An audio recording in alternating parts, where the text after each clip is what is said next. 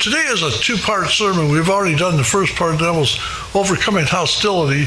Today I want to deal with how to handle anger. And then starting next week, I want to do a series on the book of Luke. There's some wonderful teachings that Luke has for us, and we'll look at that with an introduction. But anger is something that is very common for all of us. And what do we do when we're angry? Have you ever noticed people when they're upset? Let's look at what the reading says here in Ephesians 4:26-9. Be angry and yet do not sin. Do not let the sun go down upon your wrath or your anger. And do not give the devil an opportunity. He who steals must steal no longer, but must labor, performing with his own hands. It's the idea of quit taking from other people and give and do what you should, and live in such a way that's pleasing. And he says that he will have something to share with his need. Let no unwholesome word proceed from your mouth, but only such a word is good for all. Whatever we say, make sure that it's good and it's clear and it's wholesome, it's beneficial, and it's uplifting. And he says it's good for edification according to the need of the moment, so that we'll give grace to those who hear. How do we handle anger? There's several different ways, and I want to deal with some of them. The question, have you ever been so angry at someone that you wanted to hurt them in some way? Somebody ever mistreat you and you want to cause them grief no matter what? You even dream about it. I'm going to do these things and show them how much I really despise them. That's a real serious danger, and it can get to us if we're not careful. And yet, sometimes we have this kind of an attitude where it gets in the way. I read about a doctor who watched a patient dying because he had so many stomach ulcers. And the stomach ulcers were caused by having a hatred toward other people. And he dreamed about this, and he filled his mind with it, and it affected his whole personality. But constant anger is a real serious problem. And we must be careful because it causes physical, emotional, and spiritual problems. This guy doesn't look the least bit happy, does he? How would you like to talk to someone like this? I've talked to people like that work in the drive-thru. One of the ladies that we talked with in another town said that some people came through and they were upset that they didn't think their order was fulfilled in the proper time frame, and they took a large container of a soft drink and threw it in the drive-thru person's face. And of course, they had some problems as a result of that. But there are people that just don't know how to control their anger. So that can be a real problem. We need to do better than that and realize that there are times to be angry, and yet attitudes and behavior patterns occur. Little children have temper tantrums. What are they called? The terrible twos, the taunting threes, or the tormenting threes. But what do we do when a 2-year-old has a problem? You know how most people handle that? They're in a public place, and they say, okay, I'm going to count to 3, and you better stop by then. 1, 2, 3. And they'll stop at 3. You know what that tells them? I can go all the way to 3 throwing this fit before I can get in trouble. So instead of stopping now, I'm going to expand it. Maybe she'll say 5 next time. And so we can get that happening. We have to be careful. They learn behavior patterns not only from us sometimes, but by the things we allow them to do. My father was a school principal, and trust me, the Board of Education was applied to my seat of learning more than one time. And I learned very quickly things that I should and should not do. And it didn't take a whole lot of times to be treated in this way to realize this is not acceptable behavior. And if I show this anger, I'm going to be the loser. And yet, there are times when we ought to be angry, when things are not right. The way people are treated, we need to stand up and do what is right. And I hope that we would have that kind of an example. Paul wrote to the church, and he told them in Ephesians 4, verse 26, be angry and yet do not sin. So that doesn't mean that anger is always wrong. Be angry and yet do not sin. Don't let anger get to that point. And my personal view is anger that's extended has a D put in front of it, and that becomes danger. That gets us in all kinds of trouble if we stay angry. So we need to do better than that and not just be like everybody else. But there's nothing wrong with being upset about things that are not good. Have you ever noticed in our country how some people seem to benefit more than others? And doesn't it make you just a little bit angry sometimes when you've worked hard to do things and somebody that doesn't do much at all seems to get all the benefits? And that happens frequently. I hope that we can do better than that and not allow it to cause us to do things we shouldn't. But Jesus is our example, and he wants us to understand a righteous anger. Christ did things, and the word righteous literally means doing the right thing. And so he did the right thing when he drove the money changers out of the temple. He did the right thing when he called the scribes and the Pharisees hypocrites. He did the right thing when he showed the treatment of little children that was not good, was improper, and he got after folks that did that. Jesus was one that really cared. And yet, as I mentioned, under these circumstances, he would get angry. And it's okay for us to get angry sometimes over things that we should be angry about. For example, let's take a look at throughout the gospel accounts of the life of Jesus. We see compassion for the deserving and the undeserving. Our brother here is going to be teaching from the book of Matthew, chapters 4 through 7. And there's so much good material in those chapters, so much teaching. You're going to miss out if you're not here to participate in that. I encourage you to come back for that. But what about the feeding of the 5,000? You ever thought about that? Marie and I recently went to polishing the pulpit. There were 5,193 people there. They had to have 3 services Sunday morning because the building would only seat 2,000. And they had the same guy, Hiram Kemp, speak at all 3 services. He preached the same sermon all 3 times. I'm anxious to see if he told the same jokes, used the same illustrations or whatever, but 2,000, and the last one with the local folks, 1,600 were there. And it was a tremendous turnout. One of the things that came up was, how did they handle the Lord's Supper with that many people? Well, they came by and they had wastebaskets, and they were totally full of the throwaway cups. People took those out.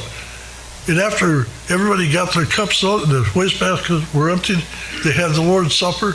When it was completed, they brought the wastebaskets back and everybody threw their stuff in it and they hauled them off. For the collection plates, they had buckets, and people threw the money in the buckets, and that's how that was taken care of. You would think, wow. But they were well prepared. Jesus said to his disciples, all these people are hungry. It's about noontime. What are we going to feed them? Now, after services today, you have all kinds of choices in Pittsfield, don't you? You can go Mexican, Chinese, you can go to Cardinal Inn, you can go to, I guess it's Dairy Ripple. You've got all kinds of places to eat. Or you can go home. They didn't have it out in the middle of the wilderness. There was nowhere to eat. And it was a walk into town, and Andrew pointed out, here's a lad that's got 2 fish and 5 loaves. But what's that among so many people? When Jesus said, what are we going to feed them? He knew exactly what they were going to be fed. He wanted to teach his apostles a lesson. So he had everybody sit down in groups, and after he prayed, he began to feed them. And the fish expanded enough that all 5,000 were filled with the fish and with the loaves. And they gathered up 12 fragments, 12 baskets of fragments after it was over, so they didn't waste the money. And here is Christ taking care of the people, and folks were just in shock. Jesus wanted to help them. Another example, though, of people that were angry was a woman was caught in the act of adultery in John chapter 8. And according to the Bible teachings, anyone caught in the act of adultery, any female, was to be stoned to death. Isn't that amazing how men were allowed things that women were not? And so here's a lady, she's brought to Jesus. He got down and he began to write on the ground. And then he said, he who is among you without sin, let him cast the first stone. And one by one, from the oldest to the youngest, they walked away. Christ met this woman that was caught in the act of adultery. He wanted her to know that he cared about her, and he said, go thy way and sin no more. He didn't say what you're doing is okay. He said, you go on and don't sin anymore. Don't do this anymore. He wanted her to know it was not appropriate, but he also didn't want her put to death. Jesus is one that never tried to just provoke people to be angry, but he demonstrated his disapproval by being angry as a matter of choice. And I think of an example in Mark chapter 3 with the leaders. The leaders were misbehaving, they weren't doing the right things, and Jesus got after them because they weren't living like they should. Have you ever thought about double standards? I shared with you before about the man who, his little boy was in trouble for stealing pencils at school, and when he got called, the father was called by the principal saying, your son has been caught stealing and we have to keep him after school. The dad punished his son severely and spanked him. He said, you know better than to steal. I've taught you better than that. From now on, if you need pencils, tell me and I'll bring them home from work. Well, it's still the same thing. What was okay for him was not okay for his son. We have to do better than that. Jesus got after the leaders because they had a standard for everybody and a different standard for themselves. We can't do that and be pleasing. Secondly, Christ was one that was angry with the money changers, not because they were exchanging money, but because they were making a profit of it. He said, you've made my Father's house a den of thieves. You're mistreating God. You're doing things that aren't right. Sometimes appearances are not good. When we lived in Lincoln, we had a man in the congregation that was a very loving, godly person, and he didn't have a bank account. And he got a Social Security check, and once a month he would contribute money. And he would sit in the back of the auditorium about where Dennis is, and the collection plates were passed. And when they got to him, he would take all the cash in the collection plates out and throw a Social Security check in it. And he always gave more than he got, but it just didn't look very good for somebody to take all the collection and put it in their pocket and throw a check in the plate, did it? So we talked to him. Finally, we decided the best thing to do is take him to the bank, get an account opened up, help him to cash his check so he can throw cash in just like everyone else. That took care of the problem. But they weren't thinking that way. They were thinking, I can charge them this amount of money for the doves, and I'll pocket some, and the rest will go in the treasury. And Jesus got after them for that. Christ was an individual that helped us to understand that it's okay for us to be angry at times. And we should be angry if somebody is involved in doing things that are not right. If somebody's a child abuser, we ought to be angry that child abuse is occurring. If somebody is having an abortion, we ought to be angry about that. If somebody is not living as they should and they're mistreating their mates by beating them, we ought to be upset about that. We have every right to be upset. But there's something we need to do, and that is make sure that we show the right kind of an attitude and the way we handle things. Maybe you might remember this. This happened in New York City, not the lady being angry, but this example of how a lady was stabbed. She was stabbed 50 times. And you know what people did? They watched this happen. Nobody came to her rescue. 50 times. And of course that caused her death, obviously. But people watched that. And I'm guaranteeing you that if we would go to the town square and people were in a fight, there would be folks around watching it. Some would have their phones and they would be taping the whole thing, but probably very few would go and try to break up the fight. Why is that? It's because we don't really want to be involved. And it starts in high school and it goes on beyond that. I hope we would do better than that. This is really a sad story. A lady was living with a man who was not the son's father. He was his father by the fact that he brought the child into the world, but he and the lady never married, and he didn't have any time to be around his son. They lived in a large apartment building in New York City, and the 5-year-old son was playing, and somehow or another, his shoes fell out of the window. He had them on the windowsill, and he was playing, he dropped them out, and they fell to the ground. And this is what the dad did. The dad threw him down and began stomping on him.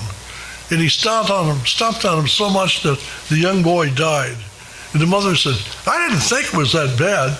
I knew that he was upset, but I really didn't think that he'd killed him, and I didn't think it was all that serious, so I didn't intervene.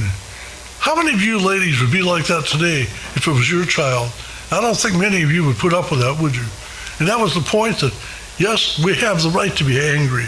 We have the right to do things that are going to show the world who is in charge and who isn't. And I suggest to you that we can do better than that.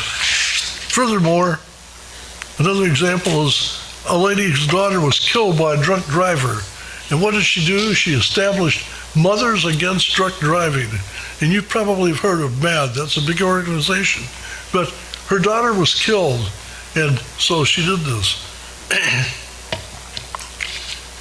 I don't know if anybody here's home state is Kentucky or not, but in the state of Kentucky, a lady and her husband had a teenage daughter who was a senior in high school, and this girl was a cheerleader, academically very intelligent. She was slated to be the valedictorian of the class, very attractive, a very wonderful Christian girl. And she was out with some of her friends one night, and a drunk driver ran a stop sign, hit their car head on, and killed this girl. The drunk driver spent some time in jail and prison for this. And you know what happened when they were in prison? The father was so upset that the only way he could get past this was he went and talked to the man. And he said, "You need to learn about Jesus." And they talked for a while, and the father calmed down, and they continued to study the Bible. After about 3 years, the man was released from prison. And the first Sunday, he came to services. When the preacher finished the lesson and extended the invitation, the young man walked down to the front and sat in the front row. The father got out of his seat and walked down, sat next to him. And he was baptized into Christ. And the father said, "I'm going to take the time to teach you how to be a good Christian. I'm going to spend time helping you to grow so together we can do a lot more good work." How many of us would have that kind of an attitude? Somebody had just killed our child, and yet 3 years later, we're there supporting them as they begin their walk in Christ. I mentioned to you about Jeffrey Dahmer. How would you feel if you walked in and sat down next to Alicia? Would that bother you a little bit? I mean, Jeffrey Dahmer wanted so much to have strength that when he killed people, he ate the muscles of the men. He literally ate their muscles to make them stronger. That's pretty gross, isn't it? Just before lunch, especially. But it's the point that he was baptized into Christ, and he made a comment. What's ironic is there are going to be people lost because of me, but I'm going to still be in heaven. And it doesn't hardly seem fair. And he had a point. I hope that we can do better than that. We're instructed to be angry and yet to not sin. And let's not get so angry over petty problems that they get us in trouble. Sometimes we really have issues. At polishing the pulp this year, 2 brothers were there, and they were physical, earthly brothers, both of them preachers. Both of them went for several years without speaking to each other. They had a heated debate. They said things they shouldn't have said, and they finally, after a period of several years, sat down and reconciled. Now, you want to know what they fought about? You want to know what caused these brothers to break apart and not have any relationship for years? If you don't laugh, there's something wrong with you. They had a big debate whether or not Adam and Eve had a belly button, because God created them. So they didn't need a belly button. And because one said they couldn't have possibly had a belly button, the other one said they had to because that's the way of nature is. And so they had this heated argument over a belly button. And they wouldn't get along, they wouldn't talk to each other, and finally they sat down after a while and reconciled. How silly is that? And that happens sometimes with our opinions. Our opinions get in the way and we get angry with people. We don't even know why we're angry after a while. There's something he said, and I don't remember what it was, but I know it really upset me at the time. I read the story of 2 deacons that didn't get along. And the new preacher came in and he said to one of the deacons, "What do you know about this brother over here?" He said, "I don't like him at all. He's honest, but I think he's not helpful to the congregation." And so I went over to the other brother and said, "You know what he said about you?" He said, "I'm sure it wasn't good." He said you were honest. He said, "Well, he's very evangelistic, but I just don't like him." So I went back and told the second brother, you know what he said about you? He said, you're evangelistic. And he pointed out some of the good things, and eventually they actually looked at each other. And pretty soon they smiled, and then they got to the point where they reconciled. And it was all over silly things that didn't matter at all, but they let those get in the way. We need to do better than that. The Bible tells us that sometimes we need to look at our life and ask questions like, is anger a result of our zeal for truth and not because of ill treatment? I hope the answer is yes. We're upset about things, but make sure that it's a proper reason, not just because we don't like something. Being slow to anger is hard to do. And sometimes the older we get, the less patient we become. And people say, well, they're just old. What do you expect? They don't have much time left. Of course, they're going to get more upset. You ever notice things that upset us now didn't used to upset us? Yesterday, Marie was making cards, and our remote control went on to blink. Our TV, it still works, but I can't change channels with it. The guide doesn't work anymore, and I have to get somebody to tell me what to do when I call in. They probably can fix it on the remote way, but it's the point that it doesn't work. And I thought, I could really be upset about this because I can't change channels. I have to speak into this thing and do this, or I can just live with it, or not even watch TV. That's even better yet. But it's the point that sometimes we get upset and we need to realize that there's no sense being like that. I would suggest to you that this lady is one that is just so frustrated, she doesn't know what to do to get out of it. Well, some types of anger are just not Christ-like. And anger that results from an uncontrolled spirit is not Christ-like. Furthermore, we find that anger which is controlled by one is not a reason. One is controlled by, not by reason, but by anger. When we do things out of anger and not for reason, it's not a good idea. There was a lady who, a man cut her off on a highway in a town, and she was right to be upset with it. But you know what she did? She chased this man all over town, trying to catch up with him. And one time the light turned red, and she got out of her car and turned green, and he took off, and she jumped in her car and chased him. Finally, after about 30 minutes, she ran him down, and they were in a parking lot. She said, I had to smash into your car. And he said, well, why? He said, well, you almost smashed into mine. He said, I'm sorry, I didn't see you coming, but you've been chasing me for 30 minutes? She said, yes, I want you to know how upset I am. He said, it was quite obvious if you chased me for 30 minutes to know you're upset with me. She said, if I could, I'd just take you out of this world right now. And all that was just by being cut off. We need to be very careful to not let that kind of an attitude prevail with us. Secondly, Christians are to exercise self-control. Paul points out in Timothy and Titus the idea of self-control, that we need to live in such a way that we really are going to do what God wants us to do. Self-control means that we give up things because they're in the way. It's stuff that we just don't want to do. We find that sometimes anger which exists is not Christ-like, and that gets us in trouble because we need to be like Jesus. And so if we're angry, we're going to be sinning. As Paul said, be angry, but do not sin. I think of how Paul warned Christians of the wrong type of anger. Hating our brothers, hating people that are supposed to be ones that we care about. We had a lady that was living with us for a period of time, and she was a local newscaster in Springfield, one of our church members, and her boyfriend had cheated on her, and she said, I hate him.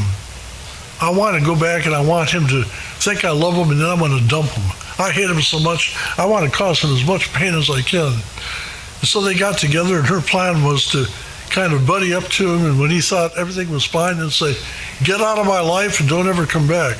The problem is, she actually kind of warmed up to him as well, and they started getting along and dating. They're married and have 5 children now. But it was the point that her goal was to cause him grief. I hate him. And it worked out where it didn't happen, but she really had some attitude issues that needed correction. And I think we can do better than that. Paul warned the Christians not only the wrong type of anger, but Solomon also told us.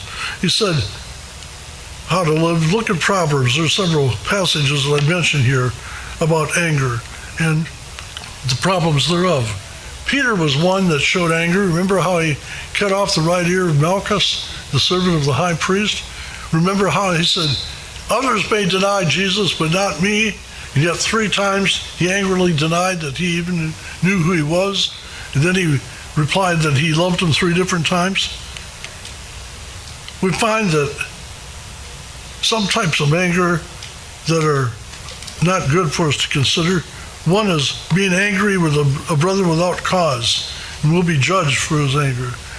If we're angry with someone and there's no real reason, we're going to be judged for that. And that's a real problem. I suggest to you be really careful with that. If Dennis is preaching and he happens to use a version that I don't like, and so I label him as a false teacher, and I said, I don't want to ever hear him preach because he doesn't teach the truth. Am I going to be responsible for those comments? There's a Greek word that's pronounced you betcha, and that's going to happen. So I suggest to you that you betcha I'm going to be responsible. Live in such a way that we don't allow things like that to happen. I also think of how Paul, writing to the church, tells the church how to act. But look what Jesus said in Matthew 5 and verse 22. He tells them that we better not judge a brother by his anger. That can get us in all kinds of trouble. We can be upset about things and not know why. I think I shared with you the example about the sheep farmer that had several of his sheep being killed. Did I ever tell you all about that? There was a sheep farmer, and every day he noticed 2 or 3 sheep being killed, and he was certain there were wolves out there. And so he tried his very best to set traps, and he couldn't catch the wolves. And one day the sheepdog came back, and he had wool in his mouth and blood. And he was so angry with that sheepdog that he took it out by a tree and shot it, killed it, and buried it. As he was taking the dog out to bury it, he looked, and next to a tree where he was digging a hole was a wolf that was laying dead. And he realized that the dog that he had killed the wolf that was trying to kill the sheep. But the dog saved the sheep's life, and now he killed the wolf. Sometimes we make mistakes because we assume things and they're not the way they should be. Make sure we don't allow anger to get into that situation for us. You have 2 good elders here that happen to be related. And the Bible teaches us about elders, and that is that they're individuals that are not easily angered. They can be upset, but they shouldn't let every little thing get to them. Today it's almost 11 o'clock, about 2 more minutes. And say, well, Bill, it's time to wrap it up. And they'll say, I've got about 25 more minutes to go and we'll be done. Bob looks at me, and that's probably not a good thing, is it? Elders should not be easily angered. Well, also we find that if they're not easily angered, the anger that is held too long, as I mentioned, gets us in danger. But there's some other teachings here, and that is, first of all, we need to live in such a way that heaven will be our home. Most everybody in here has been baptized. If there's anybody that has been baptized, now is the time. Today is the day. Don't put it off. Baptism by immersion, we literally die to ourselves, we're buried, we rise up and walk in newness of life. We're restored. We're put back to where we need to be, and we're in service, and we can live in such a way that's pleasing. If you need to identify, if you need to say, count on me being part of Crooksville or Pittsfield, make sure that you do that. I want to be part of Pittsfield, and I want to serve God the best that I can. Now's the time to do that. If there are needs for prayers, ask for that. Now is the time to come. Brother Jeff has selected a song.